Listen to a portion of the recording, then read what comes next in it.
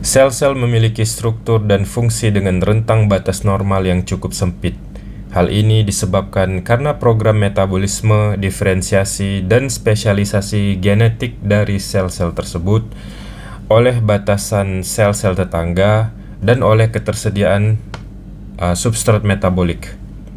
Namun, sel mampu menangani tuntutan fisiologis normal dan mempertahankan kondisi stabil yang disebut homeostasis. Stres fisiologis maupun patologis akan menyebabkan sejumlah adaptasi seluler.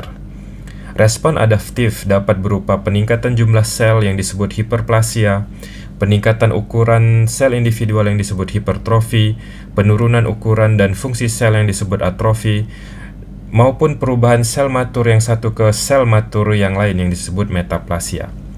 Jika batas respon adaptif terhadap suatu stres terlampaui, atau dalam keadaan tertentu ketika sel terpapar pada agen atau stres yang merugikan, maka akan terjadi serangkaian peristiwa yang disebut dengan cedera sel. Cedera sel dapat bersifat reversibel hingga titik tertentu, namun jika stimulus tetap ada atau cukup parah sejak awal, maka sel mencapai titik tidak bisa kembali atau irreversible dan mengalami cedera sel permanen sampai akhirnya kematian sel. Adaptasi, cedera reversibel, dan kematian sel dapat dianggap sebagai tahapan kerusakan progresif fungsi dan struktur normal sel. Kematian sel akibat akhir dari cedera sel adalah salah satu peristiwa paling penting dalam evolusi penyakit pada jaringan atau organ manapun. Penyakit ini bisa disebabkan oleh berbagai sebab, misalnya iskemia, yaitu suatu keadaan di mana kurangnya aliran darah, kemudian infeksi, kemudian racun, dan juga reaksi imun. Selain itu, kematian sel adalah bagian normal yang penting dari embriogenesis, perkembangan organ, dan pemeliharaan homeostasis itu sendiri, serta merupakan tujuan akhir dari terapi kanker. Ada dua pola utama kematian sel, yaitu nekrosis dan apoptosis. Nekrosis adalah jenis kematian sel yang terjadi setelah stres abnormal seperti iskemia dan cedera kimia misalnya, dan selalu bersifat patologis. Sedangkan apoptosis terjadi ketika sel mati melalui aktivitas program yang disebut program bunuh diri sel yang dikendalikan secara internal.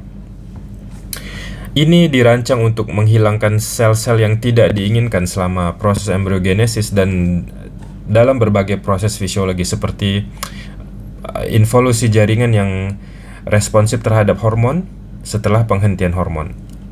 Hal ini juga terjadi pada kondisi patologis tertentu ketika sel rusak tidak dapat diperbaiki lagi, dan terutama jika kerusakan itu mempengaruhi DNA inti sel.